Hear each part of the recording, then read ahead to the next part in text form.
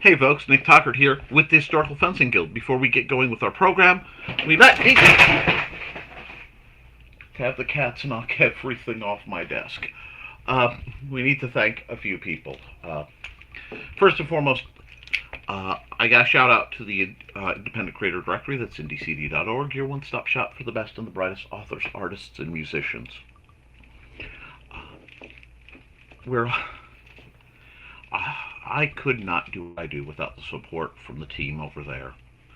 And having a site that is separate from most main social medias where I know I am listed is a life changer. It is a necessity. I am also made possible by the Simple Sword, the Fighting Axe, and the Simple Spear, all part of our ongoing series of Western martial arts manuals designed to take you from ever handling a sword to teaching the art to others. But most of all, my amazing patrons, many of whom are on the scroll down there. I am putting together videos for them that will be Patreon exclusives because, frankly, they're keeping me afloat financially through some stuff. So it is appreciated greatly. Right now, I am dealing with a few shenanigans that are going on. Let me just do that. There we go. I did have some great questions that were posed to me, so I am going to go through those. And let me put this away. Yeah, just save that again. And it is backed up. Sorry, I literally had a new commission today and had the opportunity to bang it out in a few hours. So I'm very pleased with that. I did. I was partially late to the stream because I didn't keep track of time. I was in the zone doing the other part that makes me the occasional buck. So we're going to do this. We're going to just do this. I want my whiteboard. You guys seem to like the whiteboard. I'm going to go through with it and hide the people from points unknown. Okay, cool. Let me bring that up.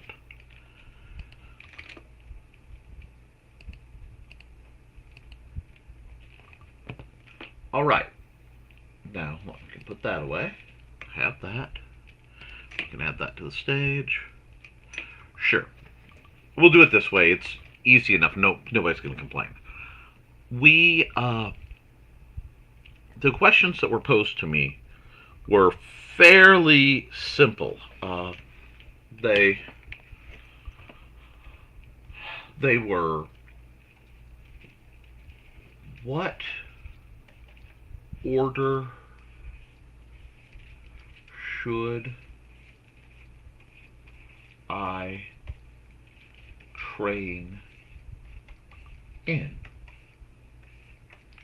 Which is really good if you're looking at what we do from a tech tree perspective. So I was taught now this was a decade ago, so give me a little. Yeah, almost. No. Yeah, getting there. Yeah, really getting there. Anyway. I'm going to say old SCA off tree.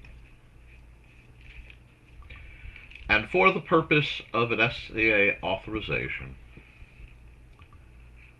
you had a few options. You had to start single rapier. Why does this feel so clunky? Oh well. And it went then to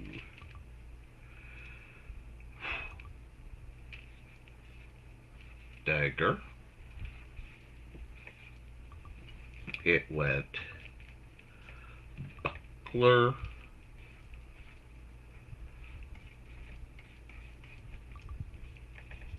parry device.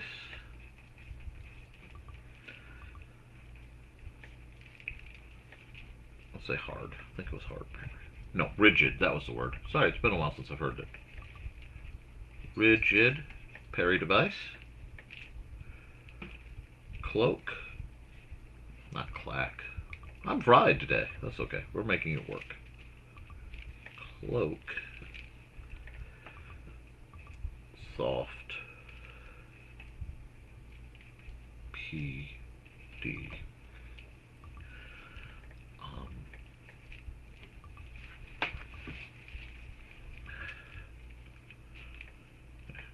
Parry. Dagger. Buckler. Cloak. Case. Yep. Case of rapiers.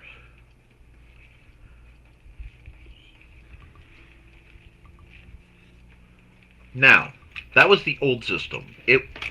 That I was trained in. We're going to leave marshalling out of it altogether. We had, let me do that. So,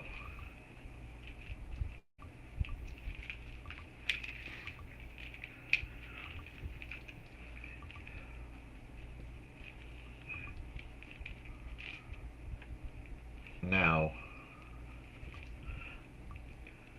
the heavies went sword and board and a few other things, but we'll not worry about that because we're focusing on what I teach or taught and continue to for the right parties. My preferred tree looks like this. 1 meter stick slash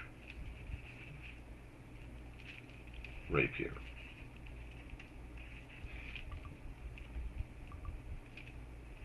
Slash sword. Okay? I will always start out thrust focused, but I see these three as a family, and I tend to teach people at least a little bit of this, some of this, and this is what I open.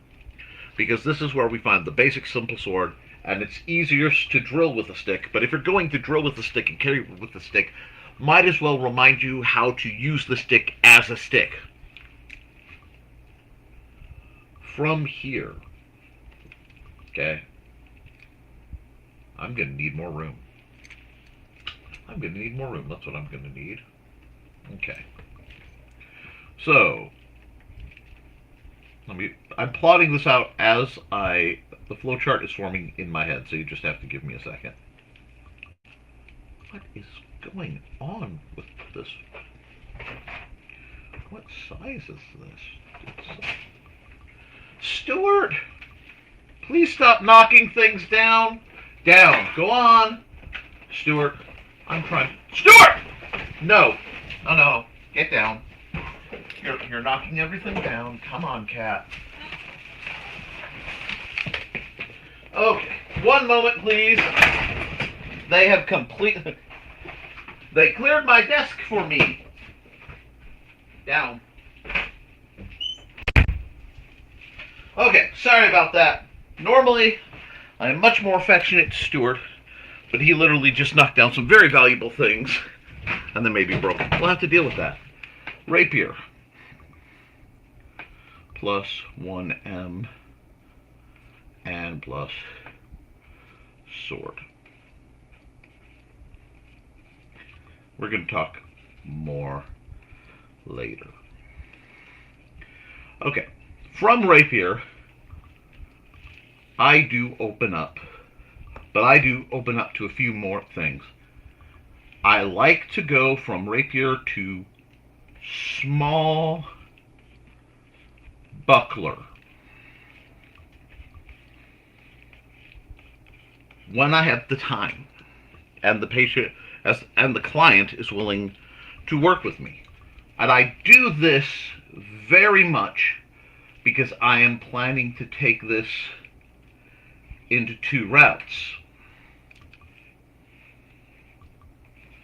Okay? First route is, of course, shield. I'm pretty sure I just dyslexia'd that. I always do. Let me look at it again. Anyway. Nope, I didn't. Cool. That's the problem with having word things. The letters start floating in the worst possible moments. Shield. Great shield. Yep, I spilled.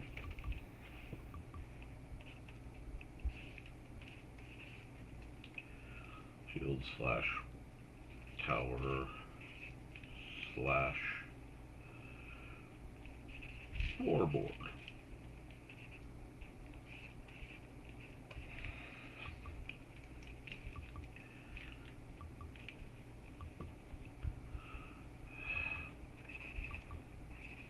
Main couch.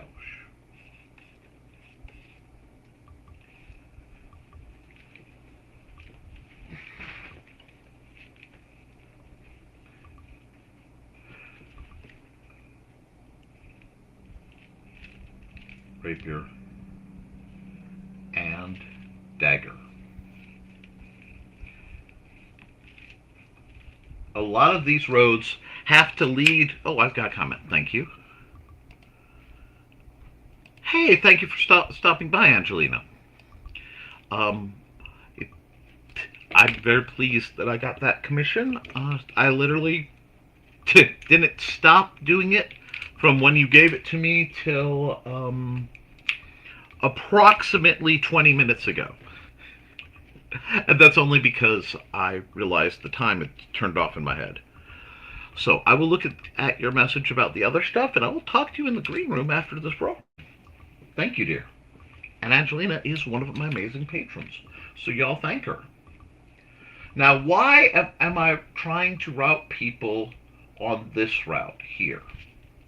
Why would I have that happen? Because there are, we're going to make a little box over here that I'm going to get rid of in a minute, but there are 2 types of fencing daggers. Basically, small guard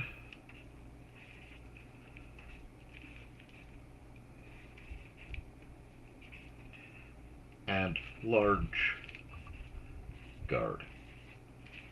Now, I've never seen this in any books. If you have, please let me know. Oh, this diagram is I was asked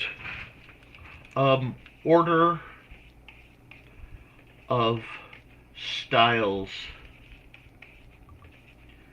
I train in. So, whoops. Bam. Okay. That's for now.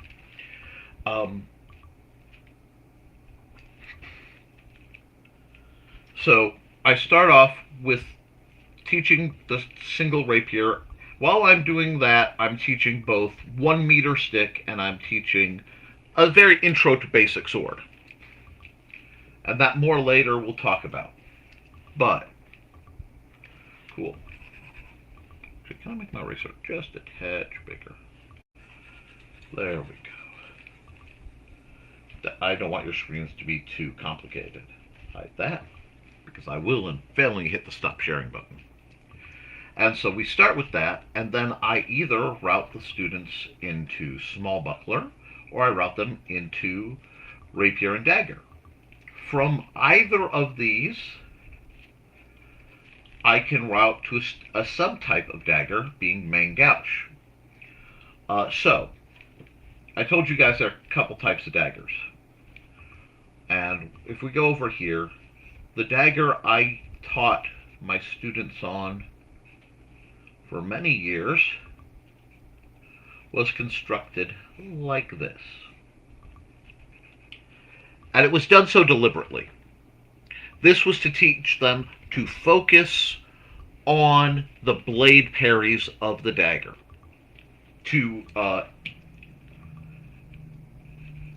This is the aggressive.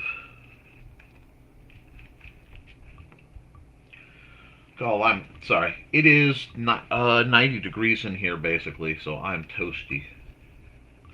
So you'll forgive me for my typos. Yeah. Why is this happening? Because I haven't eaten enough? Fine. You know what I mean. Shakespeare used to write his name 3 or 4 different ways, so I'm not worried about it. Okay. The main gouge, however, similar blade, but from the front has a big triangular sail. Okay? So I'm going to let you see that from the side. It would look like that. Now, if I teach somebody small buckler, and they learn that and they go to dagger, it combines into main gouge. Because the dirty trick of learning to fight and picking your equipment is a main gouge is not just a dagger. It is a small shield. And depending on how you want to fight it, it gives you multiple options. Seriously, see George Silver Paradoxes of Defense. Fastest way to learn dagger. But if you go straight here, you often will be defensive.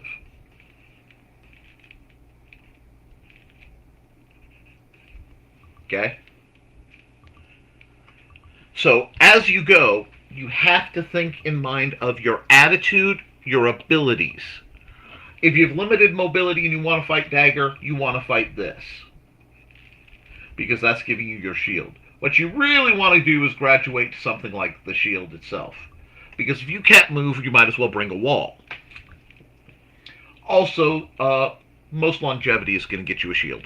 A shield will just keep you alive longer. It makes sense. Not as fun, but very true. It doesn't feel very main character-ish.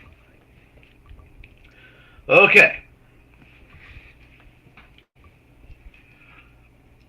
So we've got small buckler shield.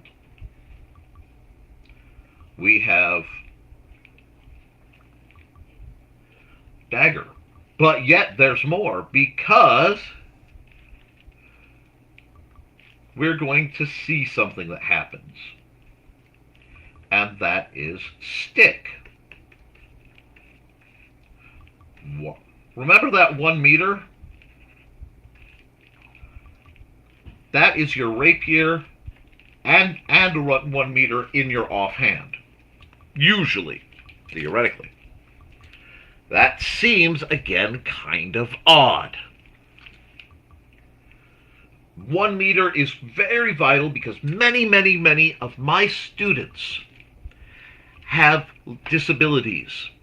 And if you are carrying a cane, it should be light and solid. And you have to train to be able to use it on a bad day, use it on a good day, use it to defend yourself. This is part of the more later. But if you go stick, you can go into dagger. If you go into dagger and stick, you then can, I train, stick and dagger. And why is that? Why would I train somebody in stick and dagger? It seems ridiculous. Well, if my cats have completely trashed the room, which it appears they have, let me see if I can find it. Ha ha ha! The reason, my friends, my duckies, my loves, that we train in stick and dagger is perhaps you are, let me make myself a little bigger here. Perhaps you are disabled and you are carrying a cane. You've selected a cane. However, assuming that you meet the requirements by the laws in your area, look first. Your cane has a surprise. You know, a mystery mouse tool to help us later. That being, it's a cane dagger or cane sword. Wow, I haven't missed a like a long time. Well, if you're going to think of carrying one, training with it so that you can use the slightly shorter stick, if that affects you, is necessary. 2, always train with what you carry. Always, always, always, always, always. Always train with what you carry. That's one of those I want you to be memorizing. Okay. Let me go right back to where I was. Nope, that's the ego one. That works too. I'm not real worried. I'm not going to click around looking for it.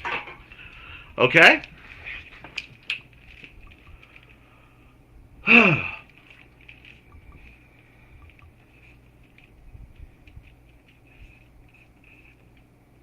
Cloak.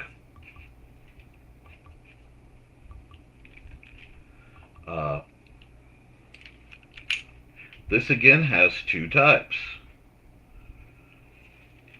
So, 1, 2. 1 is a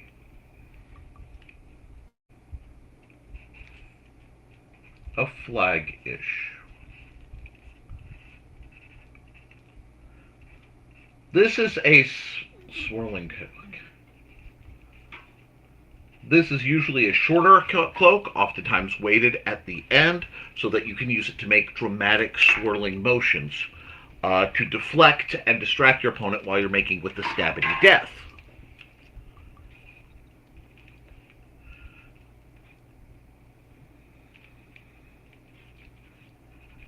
Heavy cloak.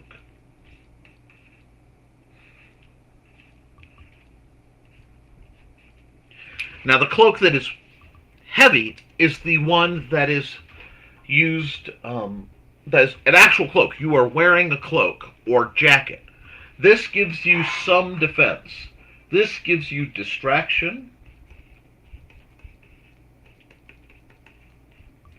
This gives you defense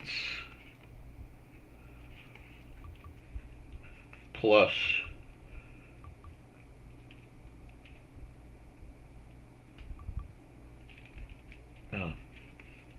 diversion. Okay?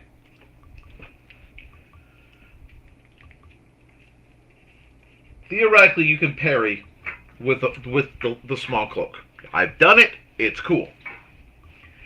The heavy cloak is the one you wear, and that's where the idea of you're in a knife fight or a sword fight, you have a coat or cloak, you quickly furl it around usually your non-dominant hand, and you hold it out so that it drapes. This is going to disguise your footwork and your movements. Very often you run into cloak and dagger. This is going to be there, so you can pull your weapon concealed. You can, taking a wound to the outside, if you present it like this, the outside of your arm, this top side, is much less dangerous than the inside. Okay? And while it would be better to have a shield, if you don't have a shield, having a couple extra layers of wrapped fabric, as long as it's not a direct thrust and even to a direct thrust in some cases, it's going to do better than nothing. And this is not geared toward tournament. This is self-defense fencing, okay? Which is where I start to. I teach in terms of melee. I teach terms in terms of ambush. You are ambush, self-defense mentality. All right. Whew, we've covered a lot here, but I mean, for me, this is stuff I do automatically. I shift along this very chaotic looking flowchart because that's what it is. It's a flowchart in my head. I could, and would you guys like me to do a prettier version of this flowchart? I can. If that's something you guys want, I'll do a prettier version of that flowchart. We can throw it up on the Historical Fencing Guild's Patreon. I'll put it up there. I may even throw it in the YouTube chat thing and up on the Facebook public group. Okay? Okay. Now, we haven't covered everything, but we're going to add a layer, get rid of a layer. Well, no, I want to see this layer. Thank you. Continuing from there, we're back at our buddy Rapier. And all that stuff is already covered, so we're not going to worry about that. Because there's another subset of what they would call rigid that I want to talk about. And let's see, and then we get into case. So I know, let's make this easier on me. Okay. Give myself some room. Let's just work on this. Okay. Case. Case is just 2 rapiers. Okay? That's it. 2 rapiers. Usually one shorter than the other.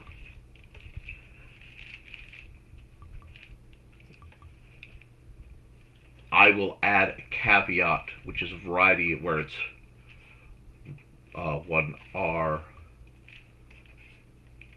Because we do this like this. 1S. This could be sword or saber.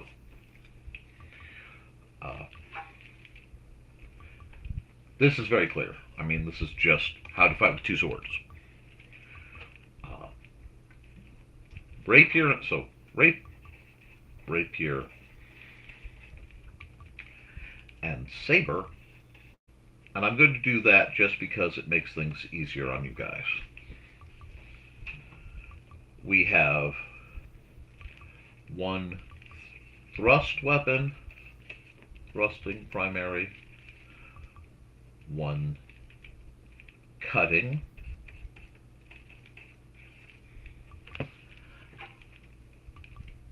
very often this is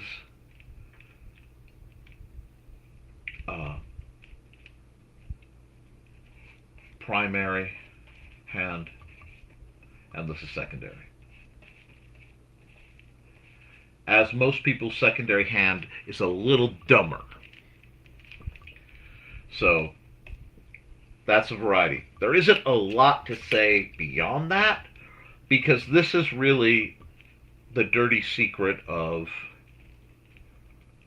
at the same time you can do case of daggers, which was not a recognized style when I was at SCA fighting. Really short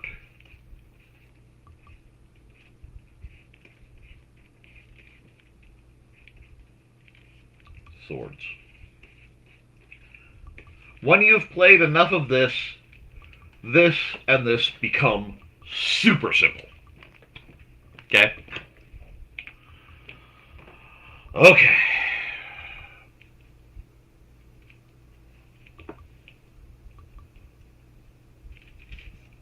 Okay. This is what I consider a concussive weapon.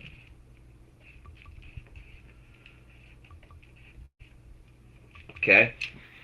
This is a concussive weapon. This is where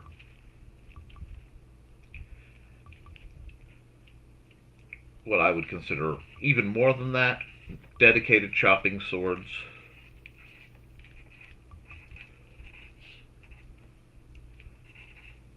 machetes,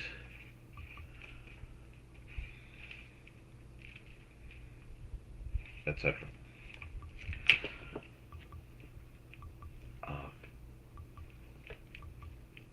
This is like that, but much more primary, much more aggressive, much more primal, because you have to keep track of what you're fighting. Now, I don't teach much of this or this because people need more armor than they normally wear.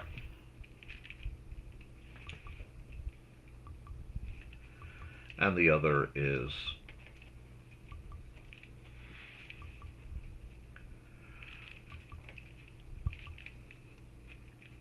R plus X.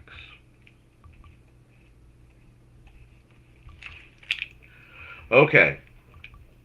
This is where you get into tomahawks.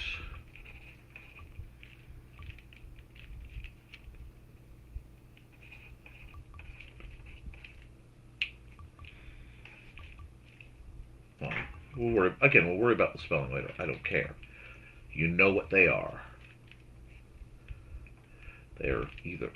Okay, that's going completely not what I'm looking for. Tomahawks tend to be angled. They tend to be straight. Very potent. Often they have a peak back here. Okay.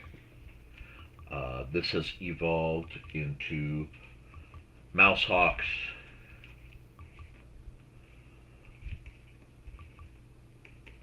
which are just smaller. Many times they've developed essentially beards, like you would think in a Viking hand axe.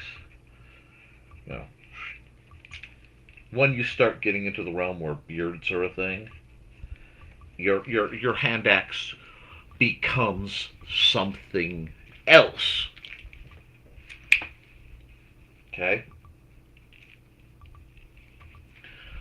Because these can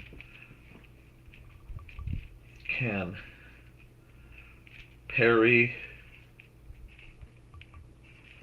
disarm, and if not used carefully, break trainers.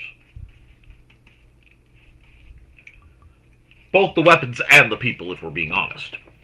Understanding that the potential points of failure in training, this should have been here. There we go. You see why I train it so late. Okay?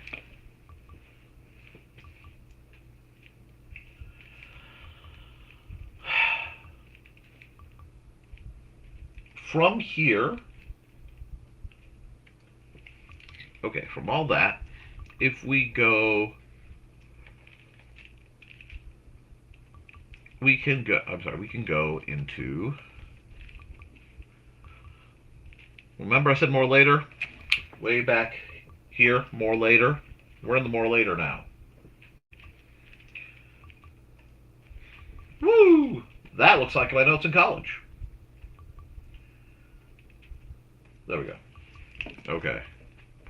Just so that people who've been here can follow along.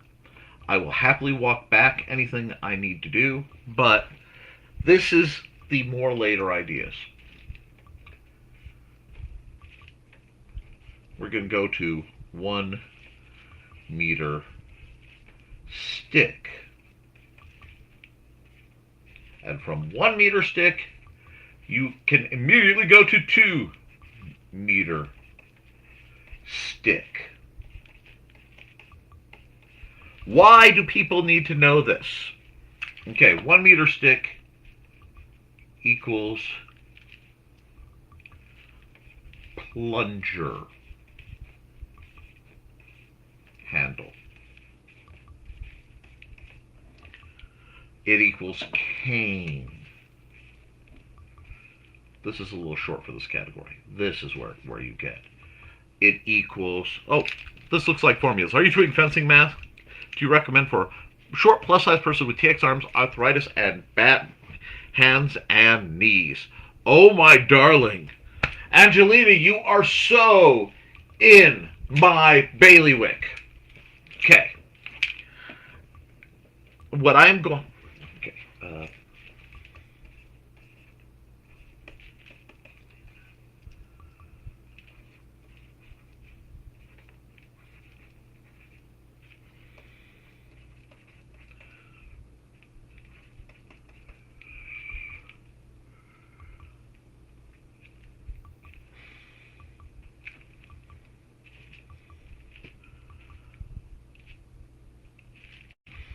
Plus size. That's how you phrased it. Okay. I actually have just about a formulaic version of that for you. Let me finish this part, because if I don't, I will lose track. But I will come back, and I have set up, or else you didn't get to see it, a whole, let me just move myself for a second so I'm out of the way, a whole hunkin' note at the bottom, okay? I've answered that, and we are golden. Okay. 2 meter stick leads to, I'm sorry, I'm trying to keep my terminology stuff consistent. Equals, my equal signs are sideways. I'm not going to worry about it. Broomstick.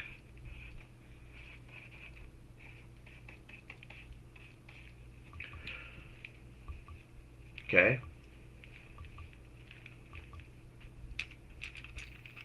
From this, we have different branches, and these are your self-defense applications. Okay.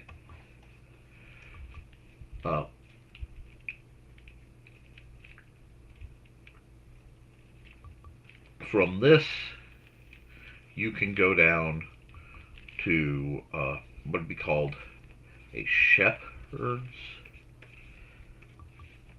axe. This thing has more names than anybody, but it's roughly 3 to 5 foot in some cases, usually leaning towards the 3. Staff.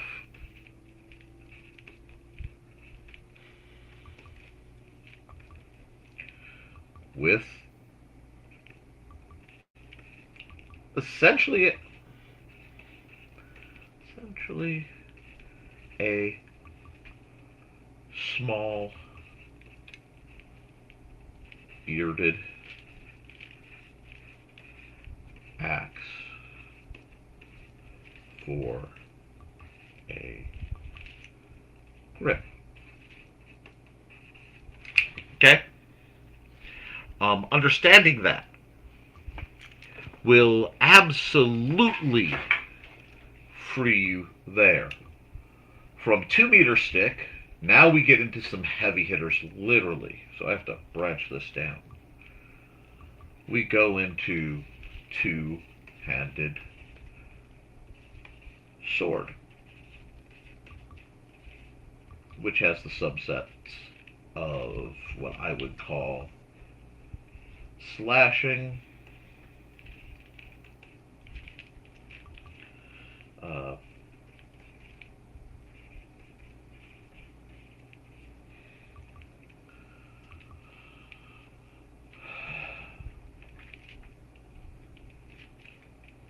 chopping,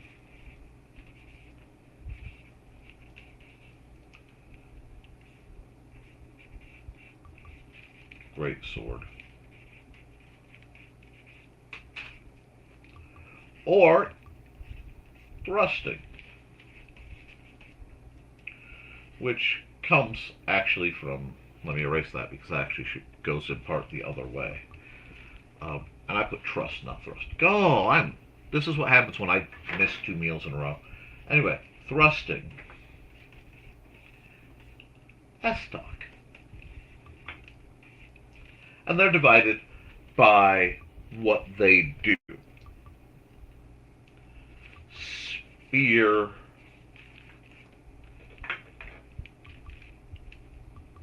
Actually, I'm going to do something because that's going to get confusing for you guys.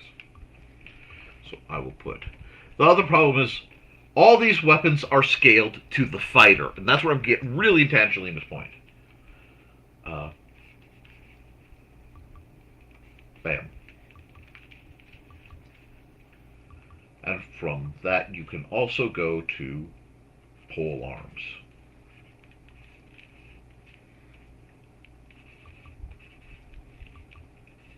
And that's going to be things like glaive. That's going to be things like halberd, which is, for all the names, just a shepherd's axe with a touch of Viagra going. Okay? So all that goes there. This area, while I can teach it, I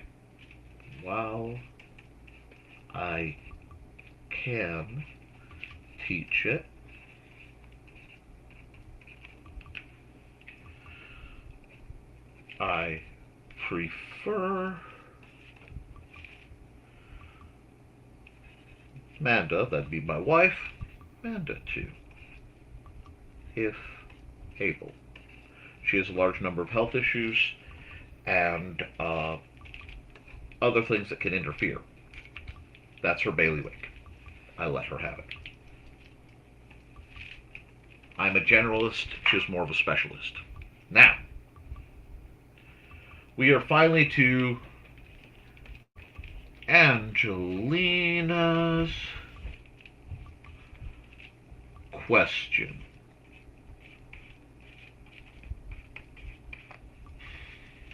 Okay, this is because it was, and I can bring it back up. What do you recommend for, and I'll write up again, short T-Rex arms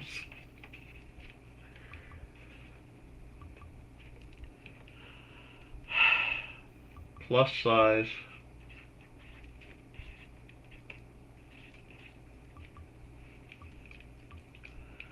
and arthritis. I bet you spelled it right. Yes.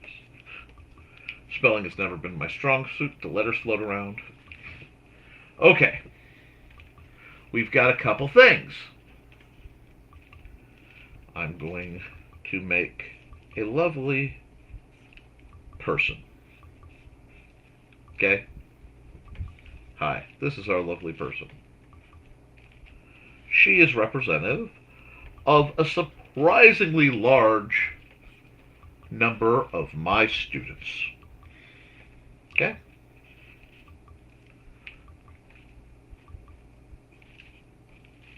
I can do this with color because I have it. Whoop.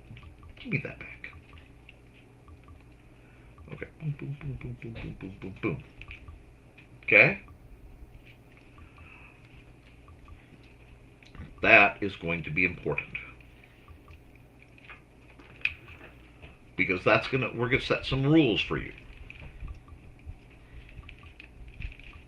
And when you get that, you'll start to make sense.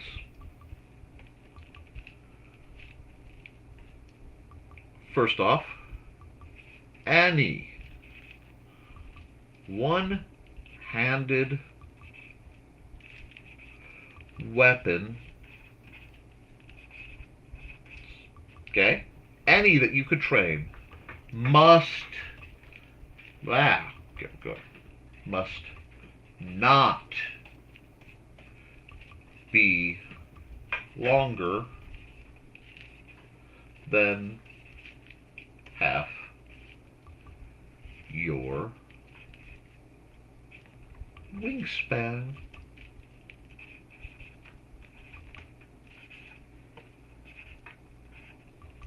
Asterisk. The asterisk is unless you are matching your cane. So if you have a cane, you should fight nothing without that from on. Okay, let me go over here. Donk. From here, dead center, if you're facing forward, squared off, to the outstretch of your longest finger over here, you measure that. No blade longer than that, because if you blade longer than that, when you're in stance, it will, as soon as you parry low, it will hit the ground and mess you up. It will also naturally tangle you up. People will tell you, oh, no, no, no, that is the proper way to go. Those people are wrong. I very rarely say that. But because the longer the stick is, the longer the leverage is. And it starts to become proportional. By saying you have arthritis in your hands, you don't want to fight against your weapon while you're fighting against an opponent.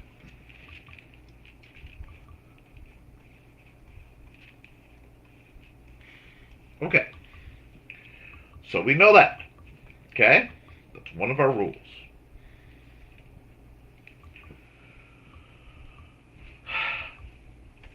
From here, you have to decide if you are aggressive. And I know that's not right. I can never remember which doubles. In which case, dagger, short swords, /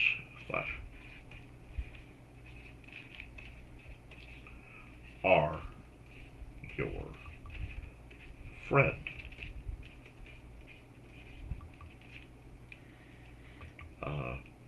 Think hatchet length items in the axe world.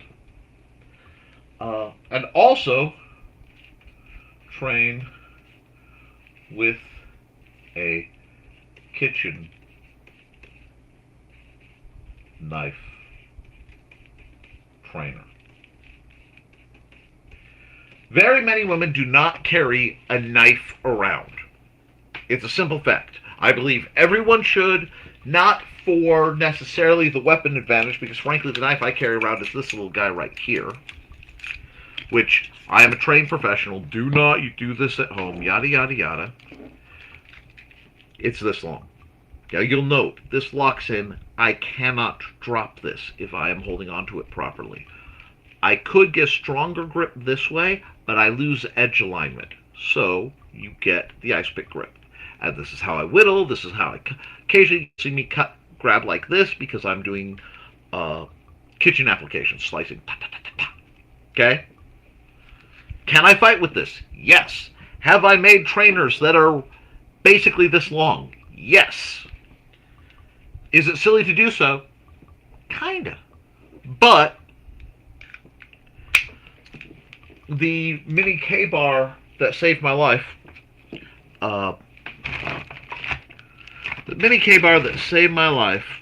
was not terribly much longer. It's only about a 5-inch blade. Okay. Now you'll note, I haven't even mentioned swords here. You can use a sword, but your sword is going to very often likely be this as a primary. Your sword that fits your body is going to be shorter because it fits your body than the sword that fits the body of a 6.5-foot tall ogre. I know I've trained with those kind of people. For me, for example, while a 34 to 36, depending on how my shoulder is popping, is the right length for rapier, I love a 30-inch. For me, a 30-inch sword is much more effective. Most of the time. Especially if I have cutting capabilities. you have to size for you. Now, if you are defensive minded, this is born from can't move fast.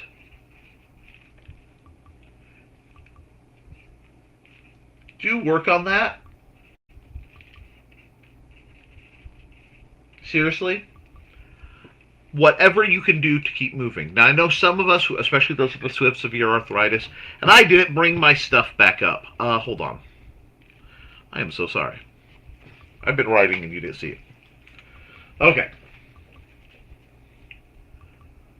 Dagger, short sword are your friend. Hatchets, train with a kitchen knife, because that in the middle of the night, that's one of the things you're going to think of as a go-to, depending on where you are in the house, if something happens.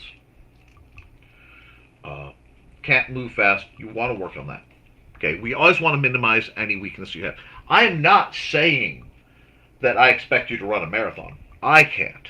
But we always want to strive to improve our overall health, regardless of what we're doing.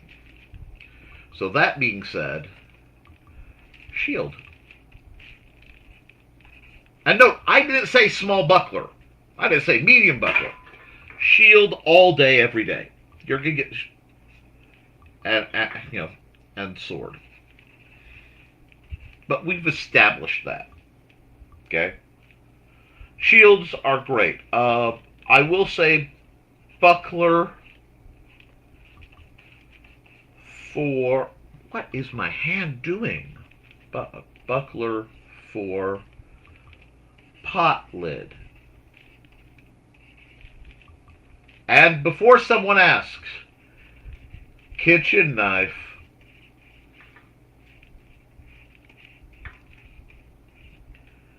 and pot lid, preferably the metal ones.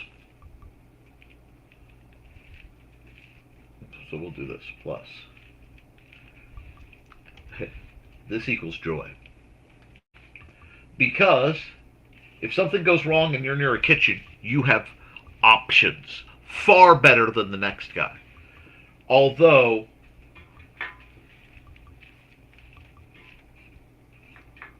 two-handed weapon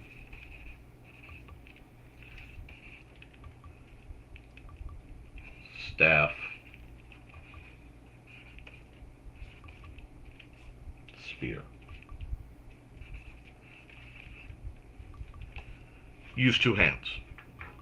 A great sword for you literally may be the size of a regular sword, like an arming sword, to some of the people you train with. That's fine. With your body mechanics, you learn how to do it that way. The other great secret, what we have given, that we really need to discuss. There we go.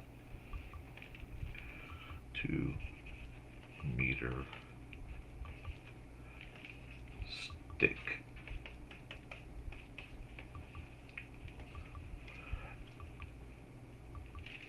Oh, where do I get the, I got a great question. Where do I get the meter sticks? Why am I saying meters? I'm an American. There's a good reason for it. I am not pulling this from, it is a historical set of manuals. I am pulling it from the SAS handbook. Because I trained using that for quite some time. Got some great ideas. I have a small love for Fairbanks daggers, but we'll worry about that later.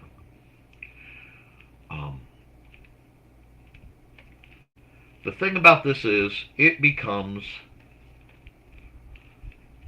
everything.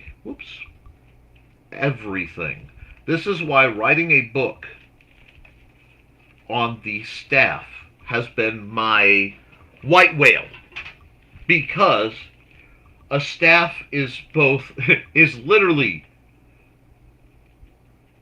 most basic, all the way to, that you can learn. And when you get to the end of it and you've learned sword and you've learned spear and axe and even dagger, all these guys, most advanced, takes you right back to staff. Because with proper training, the staff, okay, staff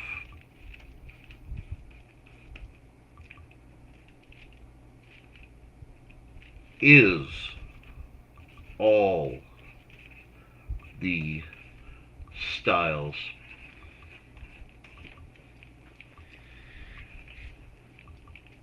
Staff is all the styles. It is. I mean, oh, I want to say something, but it's borderline heresy, and I don't want to get in trouble. But it really is the beginning and the end of the spiral. The spiral's rotation. What do I mean by that? I'm going to give you a bit of philosophy. There is a spike, maybe it's a pillar. There's a top, but you go around it.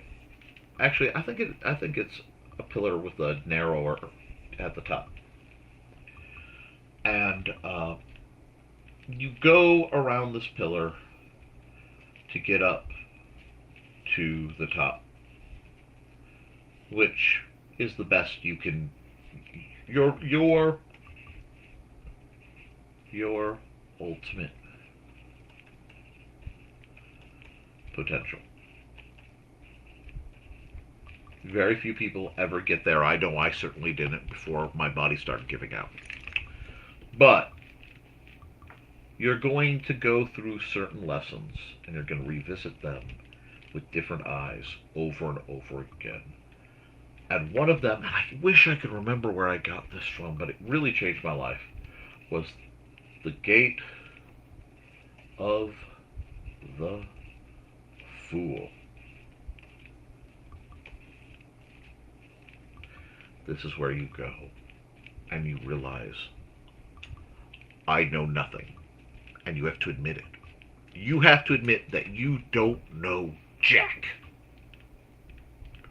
And if your pride keeps you from going through that, you will never grow beyond where you are. At least not far, not really where you are. And there's one of those every so often. Because every time you think you know what you're doing, something happens to test you and force you oftentimes back. So this is all in grip and strike.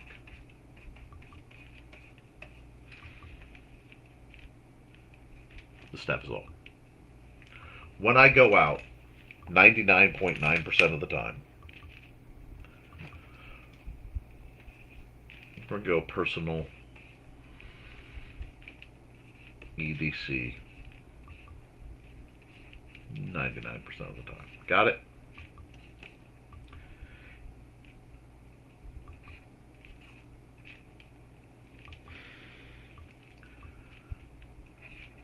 CKRT minimalist. This was an one. I can't remember the actual spear point, the name for it. This is clip point. I actually like the spear pad better, but I've been carrying this for quite some time. It's a little slicier. I need to clean it.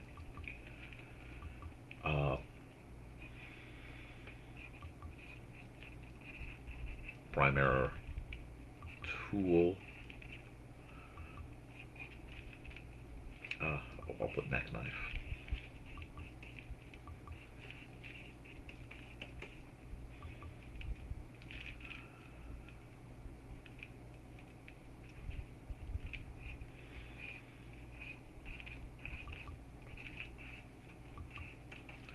Um, it's a deterrent.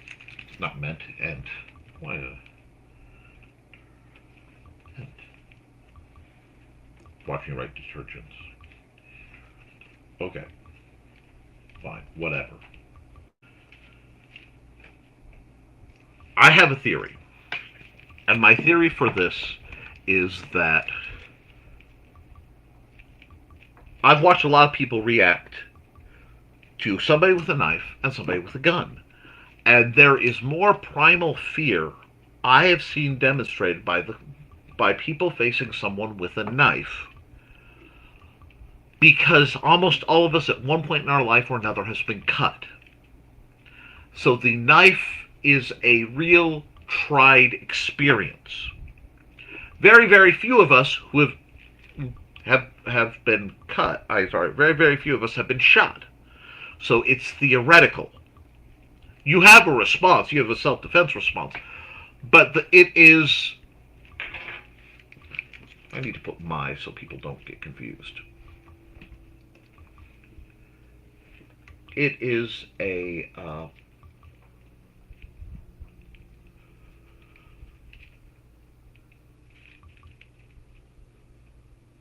it makes people uneasy.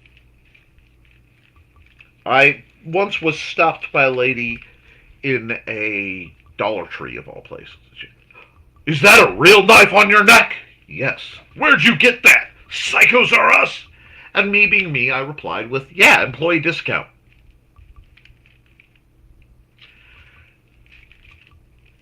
It makes people uncomfortable. Bad guys are uncomfortable. It also tempts them. They focus on the knife if it is on my chest. Which is why very often I will tuck it if I'm scared, if I think things aren't going right or I'm uneasy. But then I will just undo one of the buttons on my shirt so that I can just reach in, acquire, pull, and have my knife. Now it fouled a bit because I have a new flashlight that I haven't trained with this enough yet. So I will probably be taking this dangly bit off my flashlight if it will let me. I don't know if it will let me. I don't want to cut it off because it's a nice dangly bit. But I often do that when I am nervous. To the point I have seriously considered having Amanda take all my shirts and take these two buttons and replace them with snaps. Just these two. So that I can pop, pull, and go. The other thing is my walking stick.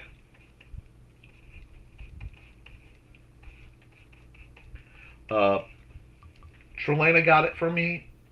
It was originally from, I want to say, Walmart. I've worn the feet off so many times that I frequently have to change the feet. But the walking stick, which is about shoulder high on me,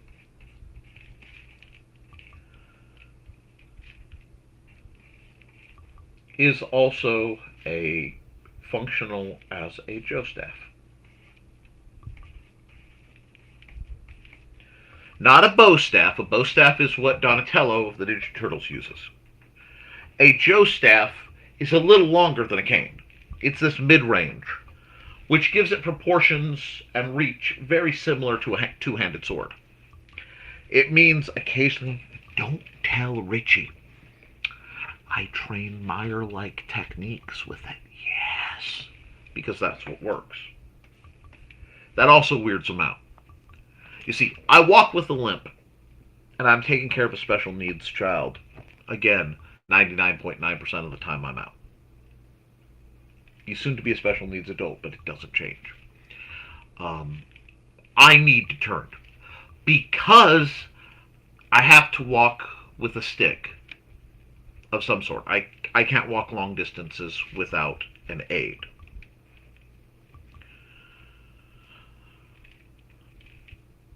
I am going to stand out. So, since I can't not stand out, I can't take a gray man approach and blend in with the crowd. I don't try to. I wear vibrant colors. I carry my stick. I wear my big hat.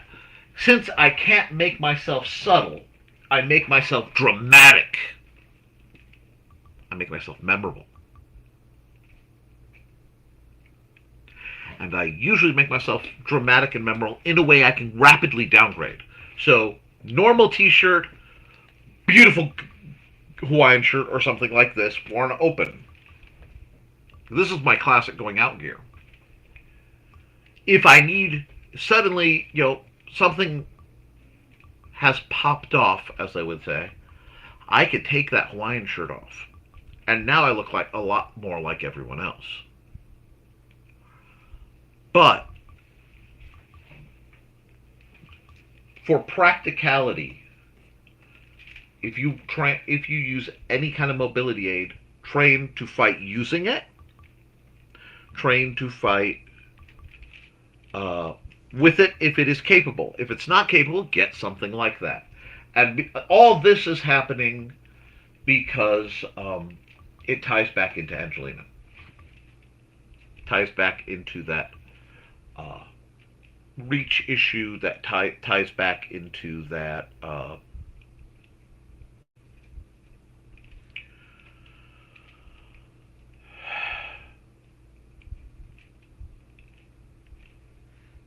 that arthritis issue, that limited mobility. Because here's the reality.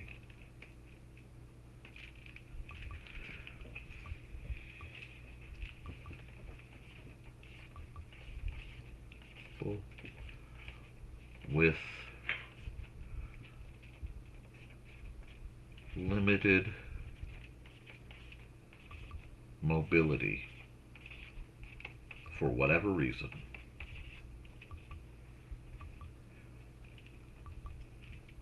cannot flee effectively.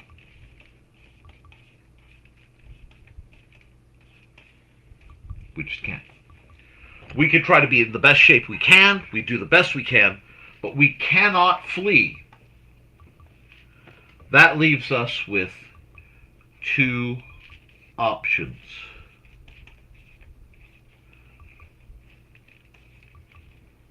Boy, that looks weird, but that's okay.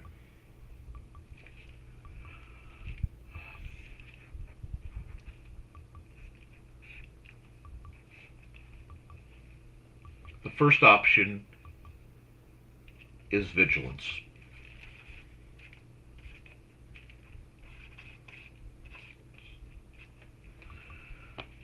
Look, I can't remember it. Vigilance. Predict and avoid.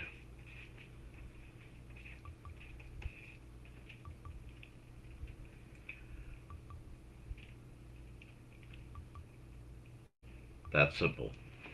You're thinking, you always have to be thinking, is this a bad idea? Is this a bad thing? Is this not safe? What does my gut say? And you should always be able to, when in doubt, identify the threat. Now, I am going to say one of the most valuable things in learning Western martial arts especially, and any martial art, definitely, but the way I teach it, the way I approach it, is I want you to see body language. Okay?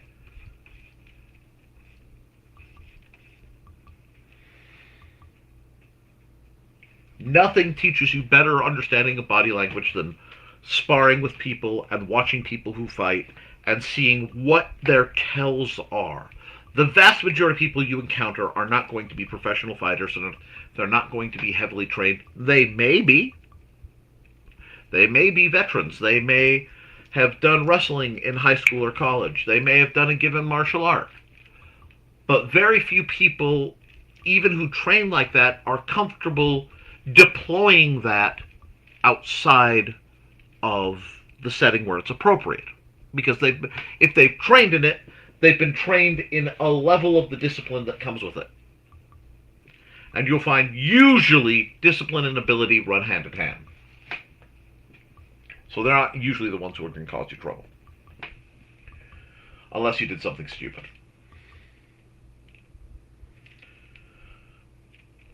Okay.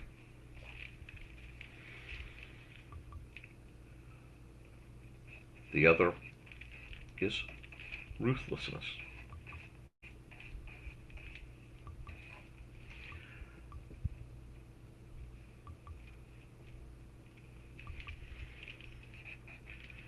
If you fight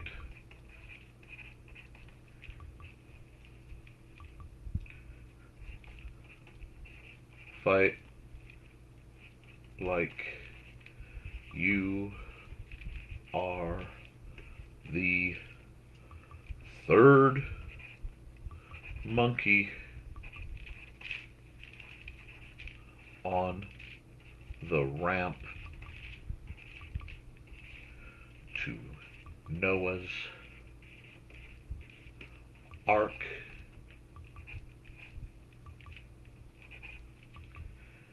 Not arch. Ark. And brother,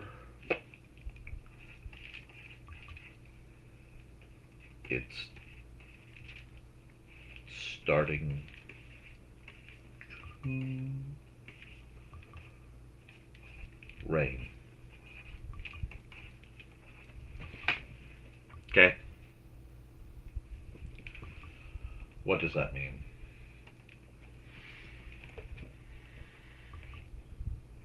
If necessary,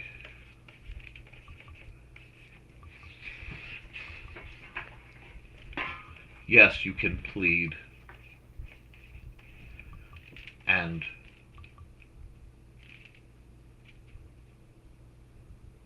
comply. Many, many times, it's safer to do so.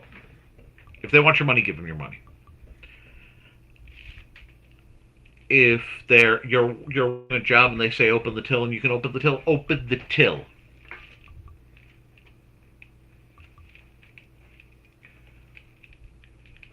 There's no shame in it. But at the same time, you watch. Because they might want your money, that's fine. What if they want your kid? What if they want your wife? What if they want your husband? You watch for an opening. Preferably to escape. To escape.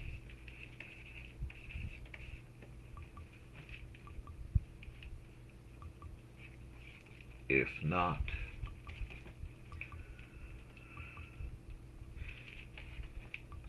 sudden escalation of violence.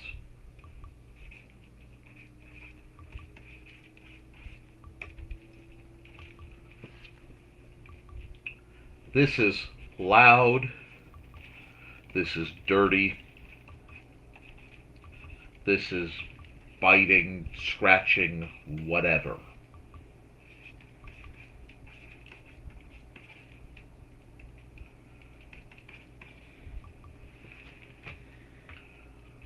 And the real factor is, if it's that bad, if it's gone to the point where escape is happening and you know they're going to escalate, you can feel it. Reality-wise,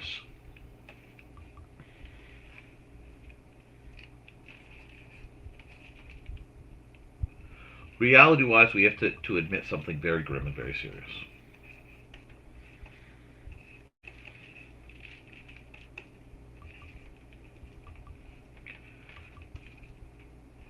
It is better to die there and leave evidence than ever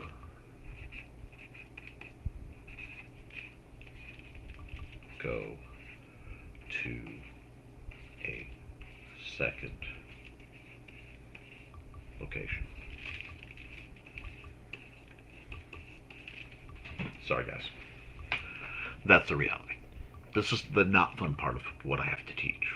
And I always have to bring this up when I am working with my primary students, because my primary students have always been women, and they have been people with physical limitations. We also add some other divisive situations that have affected them getting training elsewhere, such as religion, race, orientation, things like that.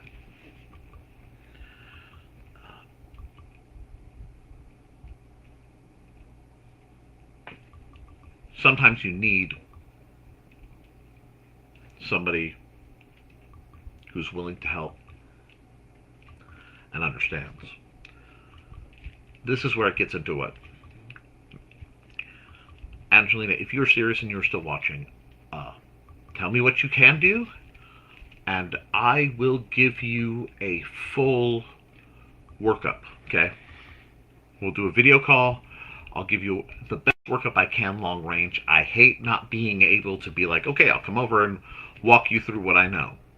And I always, always, always encourage my students, guys, I suffer no delusions, okay? I am not trying to be a great and mighty swordmaster peak of something. That's not what I'm about. It is my goal to provide a forgot to turn this back on, a safe environment for the people who maybe couldn't make it up to the level to take training from other individuals. I see what I have taught and how I approach it as a very simplified, very rudimentary, this will keep you alive most of the time. And if you can learn it and you find an avenue of what we do that is taught by someone else and taught, go train with them. Remember, martial arts and combat arts, we'll put it that way, are like a buffet. Okay? You are more than welcome to take a little from column A, a little from column B, some crab rangoon, and move forward with it. Okay? Well, I think we've had an educational, fairly in-depth discussion, at least of a survey of how I break things down. And that last bit of starting to assess, and these are all, I'm just touching on concepts. So this is the overarching survey kind of flowchart of what I do, what I have done. It always ends up with practical applications and understanding, because I don't want you to train and suddenly decide you're Billy Badbutt and think you can go around starting stuff. I would always rather have you safe at home.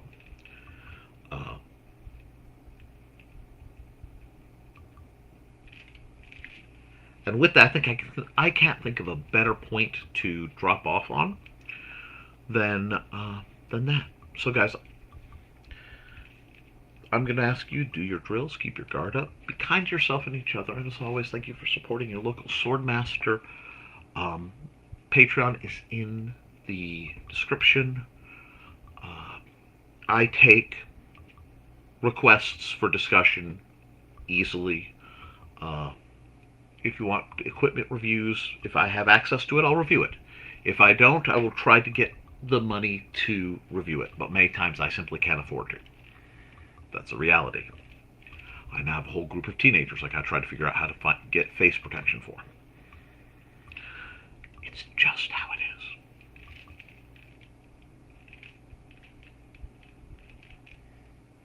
is. So, I will see you next week, barring disaster. Let me look real quick at something. Yeah, I probably will not be streaming, like, plan for me not to stream the night of the 28th. Heck, plan for me not to stream the day of the 28th, because that's my birthday and I may be doing something else. I may stream. It depends on how things go. But if you're watching on YouTube right now, I stream on my other channel, the Nicholas Tucker channel. Link, again, should be in the description. Monday, Wednesday, and Friday at 10 a.m. Wednesday is always a multi-hour art stream where, amongst other things, I almost always draw the thumbnails for the next set of Nevermind the Furthermores, which is the name of that show. Every so often, I will do a random art stream. I will do a random Minecraft stream. But my controller broke, and I'm not in a position to replace it, so I'm going to go see if I can find one of my old ones and fix it.